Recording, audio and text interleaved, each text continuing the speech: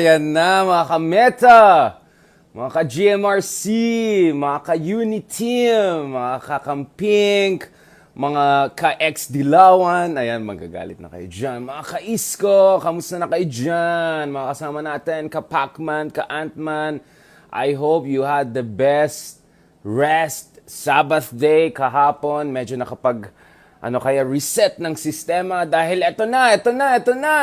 Last week na tayo ng elections. Nako po, within a week, mag-elect na po tayo ng ating hindi lang bagong presidente, bagong vice-presidente. Kalma lang, sabi, kalma lang. Unity tayo dyan. Ng ating mga bagong senador, ayan na, pasok, Andrew E.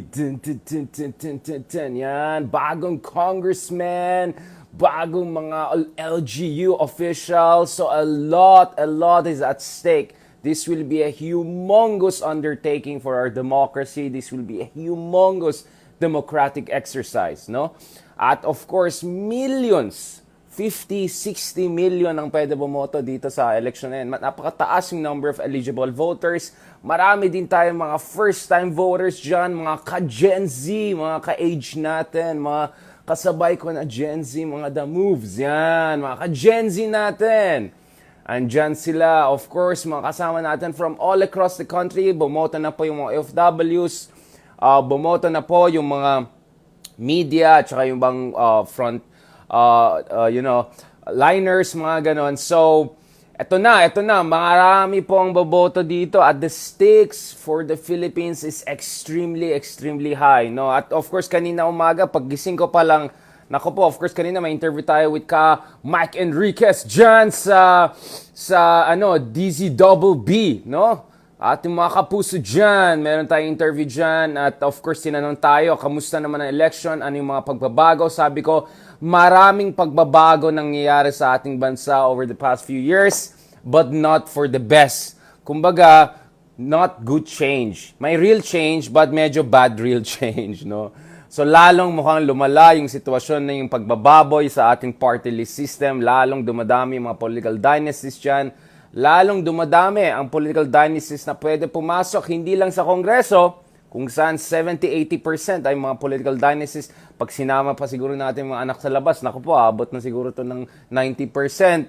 Sino na lang natira yung political dynasties dyan? But yung Senado po natin, delikado po tayo dyan.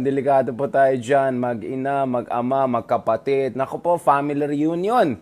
But yung Senado natin. So, there are many things to be a little bit not so excited about, no? But there are also good things to discuss, and we'll discuss that tomorrow, no? So today, I want to discuss a number of things. Ay, yung notebook ko, walang ya. Hindi ko nakuha yung notebook ko. Huwag kayong magalit sa akin, guys, ha? 1 second lang. Kunin ko lang yung notebook ko. Para kunyari naman, meron tayong classroom. Ayan, mga classroom. Pag-usapan natin today isang mahalagang konsepto, path dependency. Yeah, i-explain ko sa inyo yan, yung concept ng path dependency. Talagang mahalaga itong concept na to para ma-realize mo gaano ka-importante yung election natin this year. Uy, konti lang natin dyan, mga viewers natin. Usually, mga 2-3 times tayo. Saan na kayo? Gumising na kayo. Yung mga natulog, gising na. Ito na, mag-election na tayo. Ito na. Sir, kalma lang. Kalma lang tayo dyan. Wait lang, kunin ko lang yung notebook ko, ha.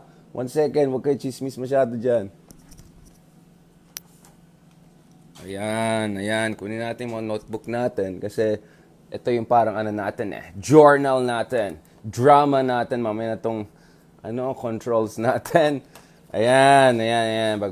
Balikan natin to. Today actually medyo maging controversial, but educational na lang ating maging topic. So bagong taon na pala. Ay, bagong buwan na pala. Ito na. Wala na. Bagong buwan na po. Bagong buwan. Yung ba yung movie ni Cesar Montano? Ayan, May 2 na po. Ito, path dependency po ang discuss natin today, ha? Path dependency. Yan, classroom, ha? Pag-aralan natin yung concept na yan. At i-relate ko yan sa 1969 elections kung saan nanalo yung dating Marcos, yung isa pang Marcos, at pag-usapan natin bakit ito ay may kahalagaan at kahulugan dito sa ating election this year. Ayan, pasensya na yung balugtot kong Tagalog. Ayusin ko yan. Mag-improve tayo dyan. Alright? I'm gonna explain bakit our upcoming elections is the most consequential elections in the past half a century pagdating sa Pilipinas. No? Hindi naman sa buong mundo, wag tayo masyadong mag-feeling. Pero sa Pilipinas, I would say this is the most important elections we have had since 1969. At pag-usapan natin ano nangyari sa 1969 and why I believe the upcoming elections could have as much importance as the upcoming one. Now, alam ko kanina may mga nagtatag sa akin bago natin pag-usapan itong concept ng path dependency, yung kay Senator De Lima, no, na may bago na naman na nag-recant. Ayan tayo eh. Alam mo kung purong fake news yung mga yung charges pa lang fake news niya, lalabas at lalabas yung baho at saka yung kasinungalingan. So ngayon napatapos na si the second best president ever natin, no? The always perfect attendance, always present, very hardworking tatay. Eto na, lumalabas na yung katotohanan dito. Bookingan na. May isa pa na naman na nag-recant, no? Ito si Sir Rafael Ragos. Ayan, Rafael Ragos, yung isang testimony niya, yan ang ginamit ng dating DOJ Secretary Vitaliano Aguirre. Aguirre Vitaliano. Yun po ang ginamit niya. Isa sa mga nagtetestigo laban kay Senator De Lima. At bate yan, hindi lang si Kerwin Boy, pati si Rafi Ragos, ay nagwi-withdraw din. Mukhang nagwi-withdraw din, nagre-retract ng kanyang akusasyon laban kay Senator De Lima. Siyempre, yung mga may konsensya, nag-iisip, ginagamit ng kanilang utak, alam nila noon palang questionable na itong mga attack kay Senator De Lima dahil yung credibilidad po ng mga witnesses itself has been very questionable. So it's very interesting for these people to question the witnesses now withdrawing but not questioning their credibility when they push ahead with the fake news charges to begin with. Walang ya. Alam mo, ano na mangyayari sa bansa natin kung ganun na lang gagawin? Kung sino mag-criticize sa presidente, gawa lang sila ng para barang story, ewan dyan, tapos ipapakulong nila kahit senador. Ibang klase, na klase bansa to? Banana Republic. Ayan, itong concept na kailangan natin pag-aralan. Banana Republic. At of course, alam niyo yung historical roots ng concept ng Banana Republic. This was referring to dun sa mga Latin American, Caribbean islands na kinokontrol ng mga banana companies and all. Ito yung mga bansa na walang rule of law, may isa lang diktador dyan, or may isang tatay dyan, tapos napaka-incompetent, not really in control of things, making deals here and there. Nako po, yan, Banana Republic ang tawag sa ganitong style ng governance na meron tayo. Hindi na tayo,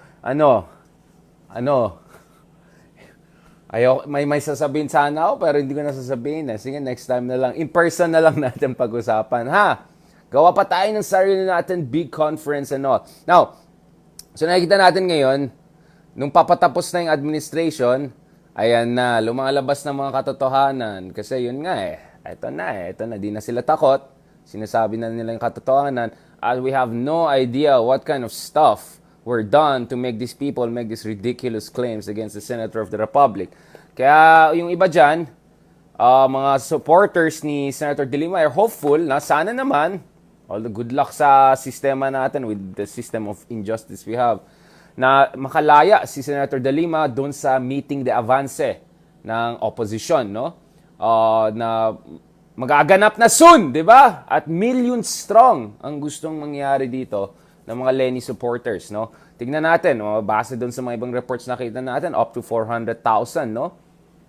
Ang lumabas doon sa mga some of the grand rallies, but pwede mas marami pa. Ayan, so na-distract ako doon sa mga hindi naman troll, medyo lang, mga ibang pinapansin. Yung fashion natin ang pinapansin, ayan, makatituloy. Kaysa yung sinasabi natin. Okay, balikan natin ito, classroom ha. So last Saturday, weekend, pinag-usapan natin yung concept ng cognitive dexterity, no? System 1, System 2, di ba? Sabi ko nga, baka System 3 na pag medyo Andrew E level.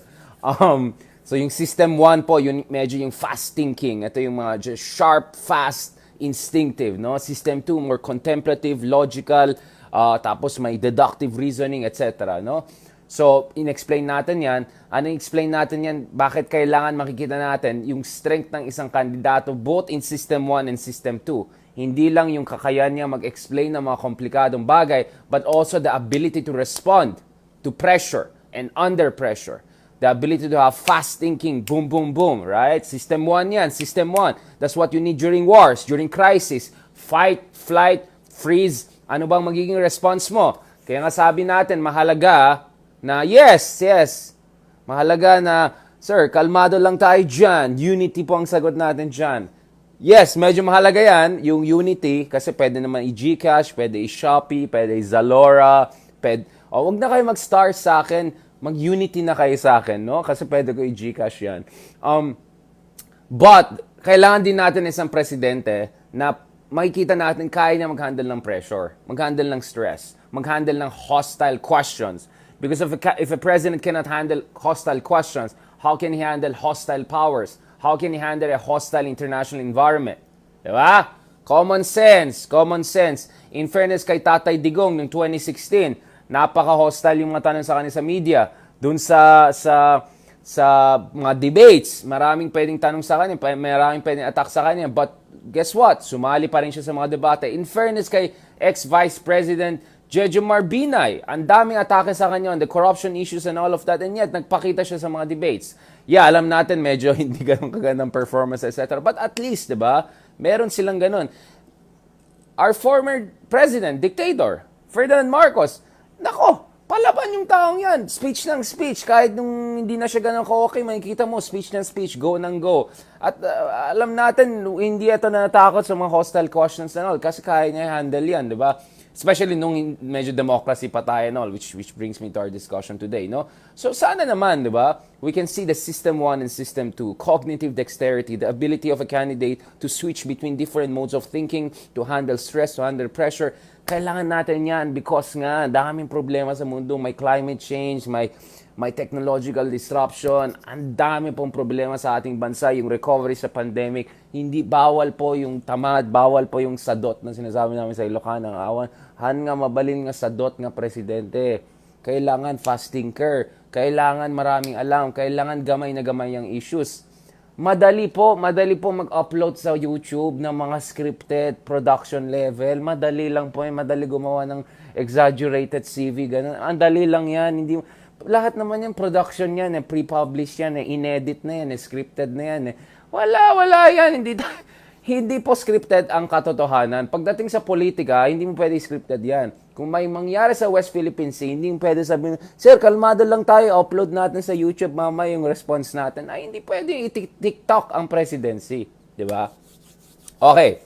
So, medyo nag-recap na tayo dun sa discussion natin kahapon. Okay, I'm just checking time kasi we have to keep this not too long. Para naman dyan. Now, the concept that I want to discuss today, no? So, medyo tapos na tayo sa thinking fast and slow. O, basahin niyo yung libro, bahala na kayo dyan. Pinag-usapan ko na maraming bagay, yung mga cognitive biases, yung mga cognitive dexterity, System 1, System 2, yan. Kahneman, yan, discuss natin. Today, I want to discuss another important concept in economics and social sciences. Actually, meron din itong roots sa physics and natural sciences. Ito yung concept ng path dependency. Mahalaga po yan. Kasi, ayan, yung mga nag-love life ganun, makaka-relate din kayo dito sa sasabihin ko. Ay, ihugot natin dyan, mga, ano yung tawag ulit nila dun sa love radio, dun sa mga pangga. Yan, yung mga kapangga. Makinig po kayo dyan. Ay, mahirap, baka makopyright tayo ng mga pangga natin dyan. Makinig kayo kay Papa Richardson. Yan, bago tayo maghugot niyan. Now, itong concept ng path dependency, one way to understand it, let me use pop culture references. Napanood nyo ba yung movie na Adjustment Bureau? The Adjustment Bureau? Yung sila Matt Damon and all. Si Emily Blunt, Matt Damon, Anthony Mackie, John Slattery, and Michael Kelly, etc. At saka si Terrence Stamp. Yan. Napanood niyo ba yan? Yung movie na yan? Ito. Ilalabas ko sa inyo. Para makita niyo. Itong movie. Napanood niyo yan? The Adjustment Bureau. Did you watch it? Ayan. Pasok! Andrew E. Yan. Napanood niyo yan? Now, Nagets nyo yung nangyari dito sa sci-fi movie? Like, a single move, seemingly trivial, in your daily routine, can completely alter yung future mo. Panoorin yung movie na yun, tingnan yung trailer, yung ipapakita, visualize nila, sci-fi yun eh. Na kunyari, kung sa itong oras na ito, kaysa uminom ako ng kape, ay pumunta ako sa parking para ayusin ang kotse ko, hindi ko makikita si Emily Blunt na dumadaan dyan. Hindi kami mag-eye to eye ni Emily Blunt. Hindi kami ma-in love at hindi kami magkakaroon ng relasyon at yung relasyon na yan ay magiging base ng ating maging kampanya bilang presidente kasi she's a strong woman behind a strong man. Ganun. Do you get what I'm saying? Just a single, seemingly trivial decision can have long-term implications. So doon sa movie na yan, makikita mo na ipinapakita na parang if you make a move like this, suddenly parang may jigsaw, parang may ganun, yung parang snake, ganun, pupunta na dito kaysa pupunta dito. Parang yung ladder sa snake, pag you go here, dito na ka na. Mahirap na pumunta dito ulit, diba? Do you get what I'm saying? Yung adjustment bureau na, I really like it because that explains very well yung concept ng path dependency. That what we treat as trivial, what we treat as routine, right, actually can completely alter our options in the future, our fate, our trajectory. So sometimes even a single decision matter. Now, hindi na ako pupunta kay Nietzsche at yung concept niya ng eternal return. Medyo ibang level na yan. Mind-blowing na yan, yung concept ng eternal return. Mamaya na tayo pupunta dyan. Pero just to put it shortly, Nietzsche's idea of eternal return was that every action you make now will essentially reverberate and recur over and over again in eternity in a multiverse situation. Of course, he didn't have the term multiverse kasi yung physics ay hindi pa sa level na yan. Pero, okay, wag na tayo pumunta sa multiverse. Dun sa universe lang natin, you can have very different alternatives in the future. Now, obviously, pasensya na, ginamit ko na si Emily Blunt kasi mataas pong respeto natin sa kanya. Lalo yung, yung movie niya, Edge of Tomorrow. Naku, the best yung movie niya with si Tom Cruise. Yung robot, android. Ah, man, the best yun. Okay. So, makikita nyo na sa buhay rin nyo rin yan, di ba? Kung for instance, marami tayong makikita ng story, yung mga success stories, for instance. Like, if that day I didn't go and take that exam, I wouldn't be here. If that day, for instance, natulog ako at hindi ako pumunta dun sa pansitan, ito yung mangyayari sa akin. Diba? We hear all of these stories, diba? If I didn't take this chance, I wouldn't be here today. Because that decision you made, that seemingly was not that important at the beginning, actually completely altered your trajectory. It placed you in a different network of possibilities. So path dependency has a very similar, very, if not identical, connotation. No? So, why is this important sa discussion natin sa politika? Dahil po, we have this, ayan na, nagme-message na yung mga editors ko, nakaka-distract na. Nagsisingil na sila sa akin, nako po. Alam mo ngayon, voice over na lang ako, mga tao ko niya, kahit mga internationalists. Ay, voice over, wala akong time, press con na lang tayo, press con. Wala, if I'm gonna respond to each reporter for 40-45 minutes, kailan na ako magsulat, kailan na ako kumain, kailan na ako matutulog, kailan na tayo mag-beauty sleep, di ba? Kailangan natin yan. Kailangan pa natin ng mga exercises para balikan ko Ito na naman yung mga ad-lib ko. Okay, balikan natin. Path dependency. So, I think there's a misconception dito sa Pilipinas that, presidential elections are very important because it will determine who will be the next president for the next 6 years. Actually, it's more than that. It's more than that. Especially when we are, isa pang term na kailangan natin, pag-aralan na mabuti. Critical junctures. Critical junctures.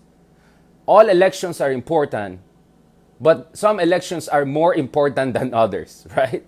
Because some elections coincide with a critical juncture in our history. Yung turning point. Yung parang may dalawang path ka, pumili ka, di ba? So, some elections are more about continuity within a certain framework of possibilities. But some elections are getting outside that framework and completely create potentially different trajectories. So kung balikan natin ulit yung the Bureau, the Adjustment Bureau, right? ito yung adjustment bureau moment natin sa Pilipinas. Depending on how we vote and who we vote in the coming week, the Philippines' trajectory could be very, very radically different for, I would say, generations to come. Now, for you to appreciate bakit mahalaga itong concept ng path dependency, classroom, critical juncture, path dependency, at balikan natin yung first class natin, interregnum.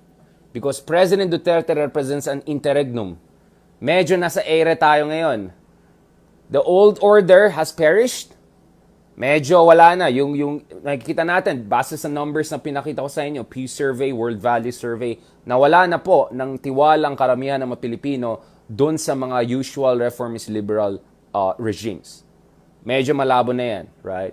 But President Duterte has not created a new order yet. Hence, Antonio Gramsci, the old order is dying, the new one is yet to be born. So nasa interregnum tayo, medyo nasa ere tayo, medyo windang tayo. So the next president will be in a very, very historic position to decide saan tayo pupunta. Pick up where Duterte left or completely change the trajectory of the country. Now, looking at the agenda of our top candidates, you can clearly guess how radically different it could turn out, right?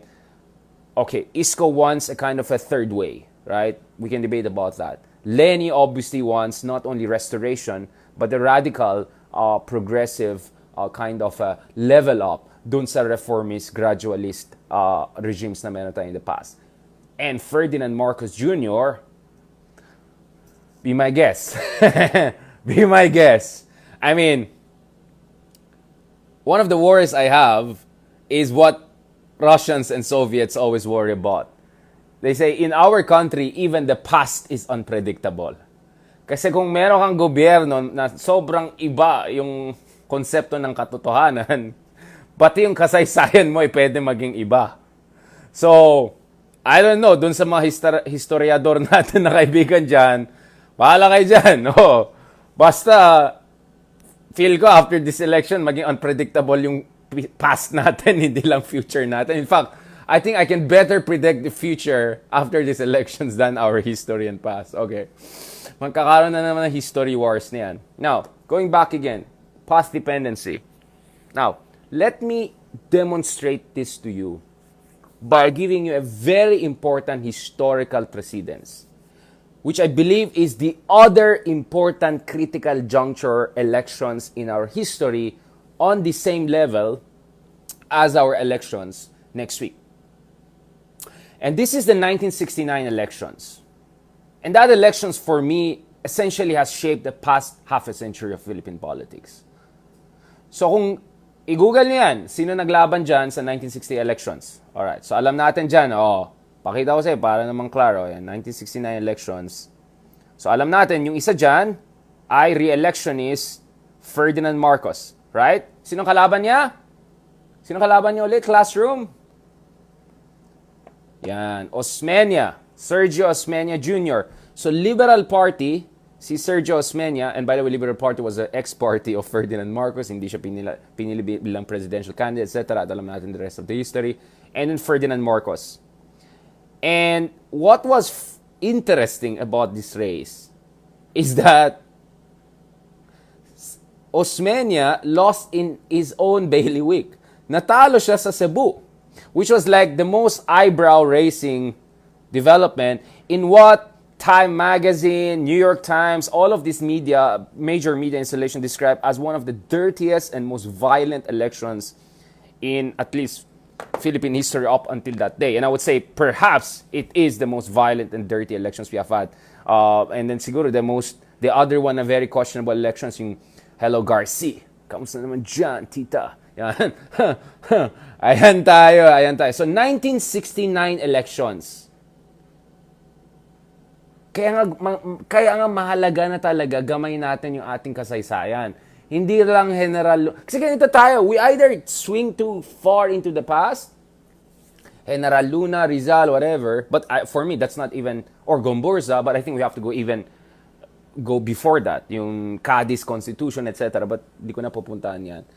Or we just stop at Marcos and then we forget about what came before that. But what came right before the martial law is very important. The years 50s to 60s, and especially the 60s for me, was really a decisive decade in Philippine politics. And just to get the facts right, it was in early 1960s that the Philippines was one of the most progressive countries in the region. Again, comparatively, kasi lahat naman tayo mahirap nun eh. Kasi sira tayo ng World War II, etc. Lahat naman mahirap. But comparatively, we were among the most developed. Kaya nga early 1960s pa lang nagkaroon ng decision na Asian Development Bank will not be in Seoul or Tehran, the two of the other fast-growing economies in the 1960s, but it will be in Manila. So it was really under the Macapagal administration that the negotiations for hosting the ADB and all started. Now, in fact, I'll tell you some names. Some of my fellow Ilocanos, ayan, tribalistic, involved dito. But, you know, these are the good ones. So, it's good to also... So, ito, panahon ni President Diosdado Macapagal, no? Ito, si Secretary Balmaceda. Just to be correct about it, yes? Yes, Secretary Balmaceda. Sir Cornelio... si Secretary... Tama. Balmaceda, Secretary of Commerce natin. Siya po yung in charge dun sa negotiations that eventually led to us hosting the Asian Development Bank. Alright? So, hindi itong panahon ni Marcos. Yes, nung by the time na papasok na si Marcos sa first term niya, andyan na yung ADB. But it doesn't happen overnight, the decision where ADB goes. But just to put things into context, when we talk about a supposed golden age, we're talking about early 1960s, late 1950s. But again, it was golden only compared to the others. Kumbaga sabi nga in the valley of the blind, kumbaga isa lang yung mata ng isa, naging hari. Diba? So in a way, dahil sobrang mahirap lahat, because we're slightly better, we were at a high position in terms of rank. But our per capita income and all were very low. Let's be very clear about those facts. Kasi yan tayo nagkakaroon na tayo ng confusion about reference points. So the reason Asian Development Bank was established, and this was negotiated by the Macapagal administration. Pinag-usapan pa natin si Secretary of Commerce Balmaceda, right? Ito pa isang Pilipino na scholar at nag-aral sa Amerika, napakamatalinong tao. God bless him and God bless his legacy. In fact, may libro, no, na sinulat ukol sa kanya, Cornelio Balmaceda, A Legacy of Honor in Integrity. Basahin nyo yan. Mag-research kayo dyan para alam nyo yung pinag-usapan natin. Huwag kayo mag-blogger, mga walang alam yung mga yan. Puro mga fake news, ganun. Hindi naman lahat. But you know what I'm referring to, di ba? Pero dun sa mga iba na talagang kailangan pag-aralan kasi kailangan namin mag-citation, mag-aral, ayan, malalaman namin sino si Secretary Balmaceda, anong ginawa ng Macapagal administration. Ito yung tatay ni Tita Arroyo, ha? Okay. Now, let me also be very clear. This golden age was also not so golden because we had a lot of corruption, we had a lot of problems with the Supreme Court na napaka-elitista, not passing enough laws, land distribution was mediocre, the Philippine state was still not fully integrated and consolidated. So yan, when we say golden age, again, it's in relative historical terms. Not like, first world tayo, then naging third world. No, we were never first world. Let's just be real about that, okay? But we were better positioned than many of our neighbors, and we showed our potential for that, okay? Now, we will have in another meta, siguro discuss pa natin yung damage na ginawa ng mga Amerikano sa atin nung Manila, Battle of Manila with sa mga Hapon, no? The third Battle of Manila, that's how I describe it. The first Battle of Manila was during the 7 Years' War, second Battle of Manila, Aguinaldo, etc., the Doors of Manila. The third Battle of Manila, maraming damage yung ginawa ng mga Amerikano, pero relax lang kayo dyan. Relax lang kayo. Umaga pa lang, Monday morning, ayoko kayo ma-overwhelm. But I want you to realize, I'm not saying these things out of nowhere. Everything I tell you is nested in a whole body of research. Level by level by level by level. So I'm just giving you a chunk of it, a slice of it, right? So balikan natin yan. This is relevant because path dependency, di ba? Path dependency. So 1969 elections, balikan natin ulit yan, ha? So naka one term na si Marcos, at he's running for re-election. It's a bid that is unprecedented in a sense that if maging successful siya, no one else has done that, right? So no other Filipino president was able to win a re-election in the post-war period. Ibang usapan yung Commonwealth, ibang usapan yung kay Manuel Quezon and all, which we can also have a discussion about him because he's the first budding strongman in Philippine history, right? Maraming mga mausay na historiador, si Alfred McCoy, for instance, has also written a lot about that. My good friend, historian in US, Washington, Vicente Rafael, has also written about this. So, hindi ko papuntahan yan, ha? I'm just giving you a slice. So, balikan natin yan. Kung sana may budget lang tayo, ginawa natin anime to eh. Kaya magbigay kayo ng sa akin, Unity Stars. Kung may budget lang sana kami, ginawa ko ng animation lahat yan para mag-gets ng tao talaga eh. But anyway, low budget tayo, please bear with me. So, path dependency. 1969 election, ito yung election na napaka-questionable, napaka-violente, napaka-grabing fraud na nangyari. At si Osmeña po ay natalo sa Cebu. Na parang, what? Parang, it's like saying Marcos is losing in Ilocos Norte. That's how crazy it sounded. And it was crazy, right? So Marcos pulls off what no one else pulled off before him as far as independent Philippine Republic is concerned. Or whatever you want to call it. And this is where things get interesting. So now let's get a little bit more controversial, no? Now, this is the debate that I have with some of our friends na social scientists, observers, etc., historians, counterfactuals. If hindi nagkaroon ng malaking daya, based on some numbers, I saw $50 million ang binuhos ng, alam nyo, anong camp, dyan sa Cebu para matalo si Osmeña, para manalo yung kabila. So we know what was going on. So it's crazy. Base sa mga reports na kita. $50 million noon. Okay? Good luck. Hindi natin alam makano yan. And kaya nga, bankrupt na tayo eh. By the late 1960s, grabe ng treasury natin. Diba? So this is the big question. What if Marcos did not win in 1969? What if hindi nagkaroon ng sobrang malaking pandadaya? And what if in a fair elections, actually Osmeña would have come on top? Now, obviously, ay nasasabi ng mga kameta natin dyan, mga landed elite, mga cacique, etc. Yeah, of course. I mean, Osmeñas, we know they're, we know them, right? Hindi sila Calyodi, just to put it that way, right? Hindi sila Bernie Sanders, okay. Ang basa ko dito, had Osmeña won, I think the next president would have been Ninoy Aquino. So it would have been Aquino's and Osmeña's essentially shaping our history for the 1970s to 80s or even onwards, no? Now, syempre sasabihin ng mga critics yan, kaya nga tayo nagkaroon ng Marcos kasi nga purong etong mga dynasty ang in charge. By the way, dynasty ng Marcos. Interesting tatay style. Galit na galit sa dynasty, pas grabing sarili niya, anak na dito, anak na dyan. Okay. Sir, kalma lang tayo dyan, sir. Unity tayo, sir. I-upload natin dyan sa YouTube. Yan. Okay. I'm slowing this down because this is a very, very important discussion, guys. So, one way to understand it is this. We have actually examples of feudal lords, landed elite, doing good things for their country. Alright? Now, I don't want to talk about the Philippines per se because magkakaroon tayo ng away dito eh. Alright?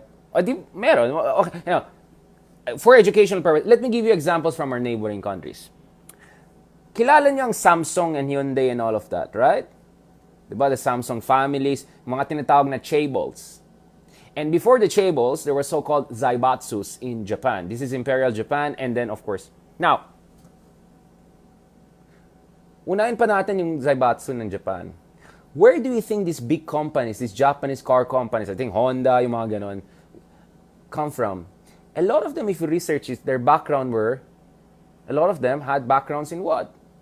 Big families in feudalistic Japan, right? If you trace back their history, a lot of feudalistic, daimyo, etc. background, ex-samurai, Tokugawa, whatever, or Tokugawa elite, na naging Meiji elite, etc. They were involved in building up the zaibatsus. In South Korea also, so if you want to know where I'm getting all of this stuff, partially I'm getting it from here. Itong libro, How Asia Works. Please read this, guys. Ito yung magiging reading suggestion ko for our meta today. Please read this. Because this will explain you why, bakit ang Pilipinas ay naging, alam mo na, at bakit yung mga ibang bansa ay umunlad. Hindi ito yung mga blah blah blah about culture and blah blah blah and about love and all. Naku. The difference, It's more complicated than that. Of course, love and patriotism all matters, but culture is malleable, and I don't want to go into that. Okay. If you look at it, in Japan and in Korea, and I can give other examples, actually we had examples of landed elite working with a developmental state with smart trade and industrial policy, and eventually they became your major companies and conglomerates today. So, totoo yan, sa Korea, the Samsung family is very dominant. Maraming kalokohan na nangyari dyan, alam na natin dyan. But, they create growth. They create so much jobs. They make Korea what they are today. So, the big questions we have here is this. Had the Aquinos and Osmeñas had the opportunity, would they have had created similar patterns of trade and industrial policy that would have turned a lot of our elite into useful elite, right? Hindi yung gumagawa, I'm no offense pero yung mga malls, real estate, mga yan, I'm sorry, these are not really developmental. No, I'm sorry. Mababang ano ko. I mean, nothing is like manufacturing. Nothing is like manufacturing because it provides economies of scale, good paying jobs for lower skilled people. You don't want to believe me? Read an article on Project Syndicate, The Manufacturing Imperative by Danny Roderick, Harvard-based economist. I think now he's in Princeton. Basahin niyo yan. And I've used that work in my own writings and academic works. Now, so one hypothesis is that had Aquino and Sergio Osmeñas won, instead of Marcos, we would have had probably, let's say, a light version of what happened in Korea and earlier in Japan. Which is, these dynasties and all, they will be there, but because these dynasties are not as dictatorial, they're not as megalomaniac perhaps, or and in fairness kay Ninoy Aquino, he was a very well-read guy, very well-educated guy. He traveled, he learned a lot, he was based in Harvard for a while. So pinag-aralan niya yung developmental strategy ng ibang bansa. I would not have been surprised that actually we would have been a much more light version of what happened in Korea. Now, you can discount that, but let's see what happened. But that's a counterfactual, right? And we can debate more about it. I don't want to go too deep into that kasi I don't know. So I'm not defending dynasties and all, but I'm saying we have precedents in neighboring countries at least kung saan yung dynasties yung landed elites ay naging good productive elites. Right? And if you look at Chaebols, Zaibatsus, among others, a lot of them have feudalistic landed elite background. Again, ayaw maniwala, magbasa kayo, okay? Hindi yung mga fake news, magbasa kayo, okay? Ito, gusto ko itong libro na ito kasi simple lang explanation. I mean, the guy who wrote this has a PhD in economics from, I think, Cambridge University. He has like 100 pages of references, just references. And then this is there, okay. So everything is there, simplified, journalistic explanation of technical economic language. So I'm trying to do the same here to simplify for that. I'm not going to rule out that possibility, that we would have been a light South Korea. Now, that's counterfactual. We know what happened though. Marcos wins re-election. Ayan! My re-election is, first ever re-election is, tinalo ko pa si Osmeña sa Cebu mismo. Wow, the best. I'm the man. Unity. Diyan nagsisimula na. Ito na, bagong lipunan. Yung kanta na alam na natin ngayon kasi narinig na natin. And the whole jazz. Right? And, in fairness to President Marcos, I know he had a vision for the country. Yes, he's a smart guy. Not that brilliant. And I mean, I've watched his speeches and all. But okay, they're good. He's a good lawyer, but he didn't have a background in developmental economics. I don't think he's as well-read as some of the other guys. But he was smart. I'll give it to him. He was smart. But he was not that all of that one. And I'm sorry, like, mga exaggerated na yan. Sorry, medyo mataas ang standards ko eh.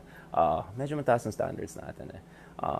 I mean, tayo, medyo 20s pa lang we were publishing internationally published academic books. Alright? So, medyo iba yung standards ko. Diba? Sorry na lang dun sa iba.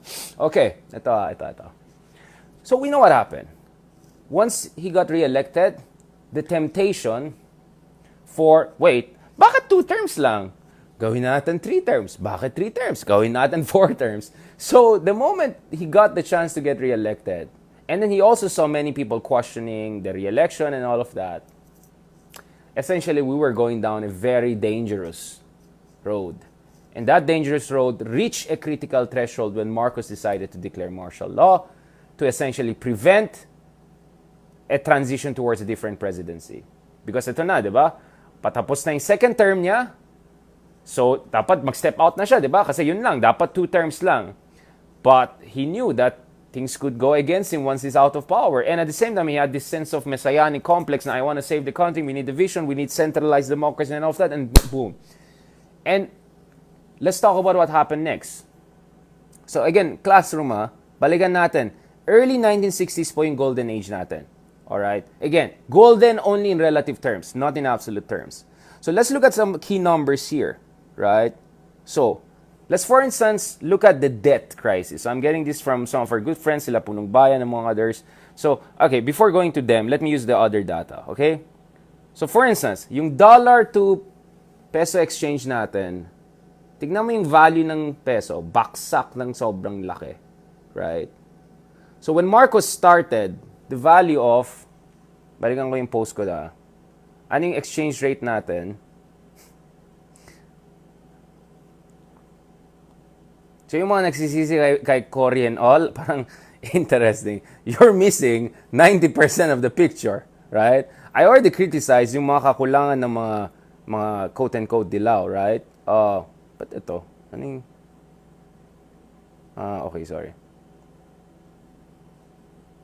Sorry, low bat tayo. But anyway, then dito yan eh. I had some of the key data, but nako, Elon Musk! Bakit ganun si Elon Musk? Pag napopost ako ng Elon Musk, hindi lumalabas. Okay, yeah.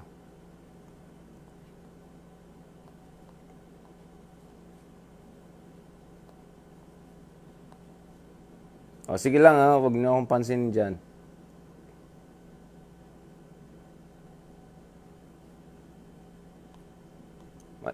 Kasi sinishare ko to kanina. Ito. Ito, poverty rate natin. Ay. Sorry, ang dami kong... Okay. Wag na. Balikan ko na lang ito mamaya. Sige, we'll go one by one. So first of all, nakikita natin dito yung baksak ng Philippine to dollar, peso to dollar exchange. Right, okay. Now, let me immediately push back against this argument. Some of our good friends like historian Lele Claudio was saying, well, actually, if your value of your peso goes down, it's good for your exports. Yes, except we were not building a very functional export industry under Marcos. That's a big issue. Second, right, if you're very dependent on importing oil and food from abroad, if baksak yung presyo ng peso mo, ang mahal na yan. So that has an inflationary effect, right? And let's not kid ourselves, the Marcos regime did not create the kind of chaebols that Korea created under a dictatorship of Park Chung-hee, right? Tignan mo naman, by the time that Marcos ended, meron ba tayong Samsung? Meron ba tayong Hyundai? Saan yung car industries natin? Nasaan yung meron ba tayong anything? Meron tayong katulad ng electronics company ng mga ginawa sa Taiwan? Wala.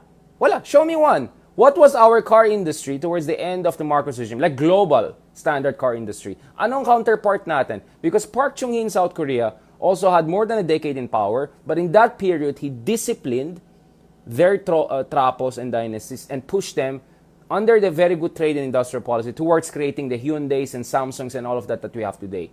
Ano ang counterpart natin sa Pilipinas? 21 years in power. Not 4 years, not 8 years, not 6 years, not 2 years. That was the time that other presidents had. You had 21 years. Ano po ang ginawa natin mga major globally competitive industries? Shipbuilding industry? Electronics? Car industry? Because by the 1980s and all, Korea and Taiwan and all had already built that. In fact, even Malaysia under Mahathir was already also building, at least rudimentary, yung Proton car ng Malaysia. Nakita niyo sa Malaysia yung Proton car? Yung Proton? Kahit yung Proton, wala tayo. Forget about Mitsubishi and Honda and all of that. Kahit Proton, wala tayo. So if we had an efficient developmental state, nako po, we would have this situation, right? Now, debt crisis. So look at this data. So this is 1970, bago mag martial law. Ito, tas martial law. And look at gaano kalaki yung utang natin. Boom! Explode. This is Marcos era. So utang na utang na utang na utang, maraming utang pa, abroad ba galing? Tapos saan pupunta yung utang? Dun sa mga cronies, yung mga cronies na walang naman alam na gumawa ng mga world-class industries. So, after Marcos, we had to pay this debt. At kaya yun ang criticism ko sa mga sumunod kay Marcos, dapat lahat, marami sa mga debt na yan ay kinancel na lang sana. Right? Now, economic growth, in fairness to Marcos, he created some economic growth, right? He created some economic growth, but still average growth rates were not that impressive, right? If you look at overall, we're just looking at above 3% or so. Oh, pero ito talaga yung nakakalungkot eh. Tingnan mo. So again, if you look at this for instance, right? Over the past decades or so, ito, Pilipinas to eh. Look at yung growth in industrial manufacturing industry natin. Habang yung mga kapitbahay natin lahat nandito, umakyat. Tayo stagnant. And of course, balikan natin yung concept ng path dependency. What happened in 1969 elections allowed for Marcos to eventually declare martial law. And what happened during Marshall and Marcos dictatorship also shaped the options for Cory Aquino and the rest. So when Cory came to power, she didn't start from 0, she started from -20 or -10, right? So her options were automatically limited. That's why paano ni Ramos ang daming pinaprivatize ng companies and all ng Estado. Kasi bankrupt na sila. Sa daming corruption at kapalpakan na nangyari ng panon na yan. And let me show you another, I have to be quick about this kasi magana na. Sorry, these are very small. I'll post you later on. So, it is true that from 1973 to 1979. Alright? Sorry, it's very small. I'll post that later on sa baba. Makita na dito, may growth at some point under Marcos. That's true. But, a lot of that growth was based on deficit spending. That's why if you look at, marami dyan base sa utang, excessive spending, etc. So, that's why you'll see a lot of negative here. And I'll post that later on. So, it's parang ganito yun eh. Parang, yung uncle mo, every time dadaan sa bahay mo, magpapalibre. Beer, ng pagkain, mga ganun, etc. Party mode. Pero lahat niyan utang. At yung magbabayad ng utang na yan ay yung nanay nyo. Pero, ang maalala nyo, yung good times ka sa tito nyo, hindi nyo maalala yung utang na dapat babayaran. Tapos mamaya, pag sinabi ng nanay nyo, naku anak, marami tayong utang dyan dahil sa mga good times natin, kailangan natin maggipit hindi natin naku, galit na kayo sa mami nyo. Nay, bakit ka ganun? Buti pa nga si Tito eh. Pag andun si Tito, karaoke kami, party kami, may pulutan, may ganun. Something similar actually happened here. A lot of growth and investments that were happening were based on utang, and a lot of investments that were happening also were not productive investments. And ang daming corruption na nangyayari sa mga yan. So, syempre, ang maalala mo yung good times kay Tito. Ang hindi mo maalala yung utang na dapat bayaran mo the next day, right? So these were, again, I'm simplifying this. We will have a more detailed discussion on this because this is a very complicated issue. But please go and check growth rates and tignan mo yung Pilipinas compared to our neighbors from 1960s to 1990s. Tignan nyo saan yung pinaka-deep natin na pag-iwanan tayo. It is not under President Benigno Aquino III. In fact, that was the time when we had higher growth rate compared to a lot of our neighbors. And I'll post a lot of that later on. But that's the thing it's easy to create growth if a lot of that is utang, a lot of that is just deficit spending, etc. At hindi sustainable yung growth na yan. That is why by 1980s, early 1980s, baksak na po yung economy ng Philippines. This is not, again, under Cory, this is under the former dictator. Ayaw na maniwala, 19 Philippine debt crisis. Yan. Sa utang ng utang. Basahin nyo itong mga to. Ito, Philippine faces foreign debt crisis. 1983, baksak na yung total ng economy natin. In fact, that's one of the reasons na erode yung base of support for Marcos Sr. Alright? Now, let me end on this note. I can discuss more and more, guys. But that's what I'm saying. That 1969 elections allowed for a lot of things to happen. 21 years of Marcos presidency. And the next 20, 30 years trying to recover from that. Right? My argument is that whoever becomes the next president of the Philippines could also decide what will happen in the next generation or so. And if another Marcos wins, we're essentially looking at the century of Marcosian politics. And if Lenny or someone else wins, then we can talk about a new dawn for the struggles that were not fully embodied in actual policies of different administration that came after Marcos. So we're not here to say angel versus demons to. No. We're very clear. Daming kapalpakan din yung mga sumunod after Marcos dictatorship. But let's not forget the original sin. And let's not forget path dependency. And let's not forget that sometimes an election is not only about the next 6 years, but it could be about a totally new regime. If the next administration changes the constitution, that will totally change our trajectory. At kung gusto niyo ma-visualize yan, panorin niyo yung Adjustment Bureau. Because that will show you how seemingly even trivial decision in your life. Tumingin ako dito, hindi ko nakita si Emily Blunt, hindi kami nag-eye to eye, hindi kami na in love, hindi kami nag-ganon, hindi naging presidente, ganon, di ba? Pero parang ganon yung nangyari, di ba? So please watch that. Watch that to understand the concept of path dependency. Alright? Maraming salamat. Maraming salamat guys for watching us. I try to keep it as simple as possible. Again, this is just a tiny slice of our history and explanation of history. I'm not claiming that na-explain ko na lahat. Marami pang pwedeng pag-usapan. But I hope you see how you properly analyze political history. This is how you do it. This is how you do it. Right? Meta history. Right? And thank you so much for being there. Hopefully, we can have more of this discussion. Whoever becomes the next president will have to have discussion. Because kung hindi natin maintindihan yung nangyari sa ating kasaysayan, hindi natin maintindihan paano ayusin yung ating problema and how we can move forward as a country. If mal-digested yung history natin, our future will be even more problematic in terms of digestion and all of that. Alright? Okay, so guys, paki-research, path dependency. The decisions you make today will shape the opportunities you face tomorrow. The decision we make in this upcoming election, we will shape our history, our political history, perhaps for a generation to come. And what happened in 1969 elections and what it allowed Marcos to do for the next 10, 20 years. And then, after that, the response to the Marcos dictatorship shows how important this election is. So I use the 1969 election as a way to show you how one election could have a half a century old impact on a certain country. So this is not just 6 years. This is generations we're talking about. Alright? Yan. We start, yan, medyo on serious note na tayo matapos. On that, let me close this note.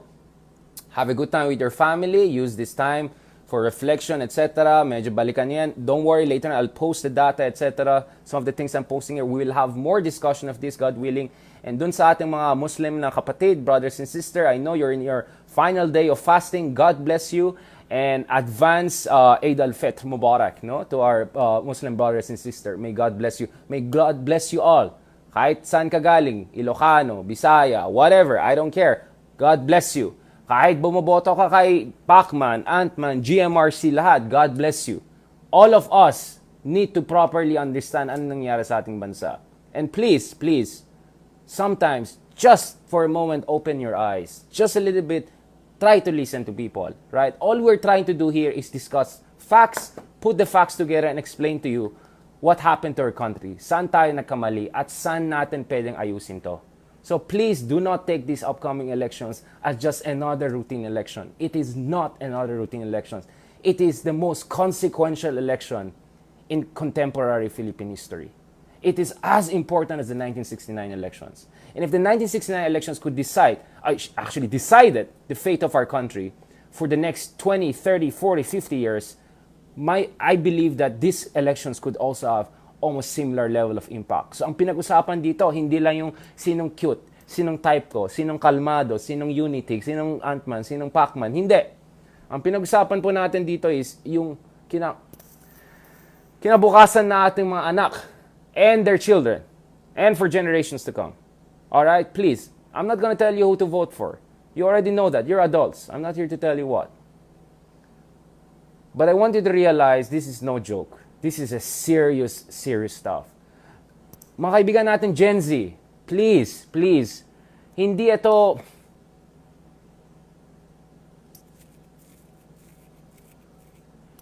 sana hindi TikTok, mga YouTube, ganun na maging basihan natin to make decisions. This is not about who has the best hair. This is not about who's the coolest guy or coolest woman. This is not about kulay lang at saka dami ng tao nagpakita dito or dyan. Yes, we are musical people. We like fiesta, we like fun. But please realize this is a very, very important moment in our history. And please realize your vote will not affect only your future, but the future of your children and the future of every other Filipino. All right? So please lang, because if you get it wrong, everyone else suffers, and that's on you. And that's on you. That's on you.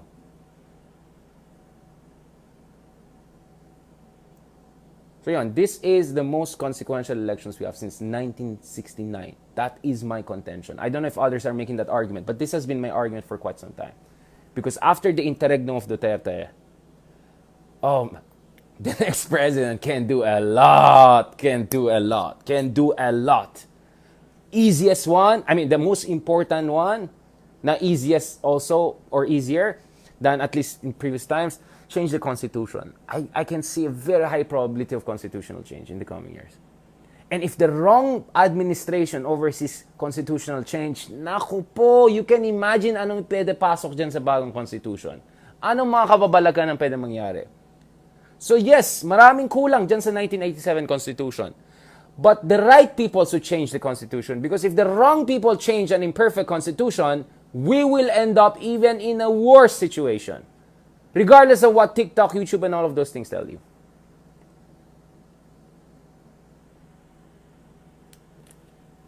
Sir, kalmado lang tayo, sir. Basta unity. Lahat masolve yan. Basta unity. Okay, guys? Unity lang. Alright. Maraming salamat. God bless the Philippines.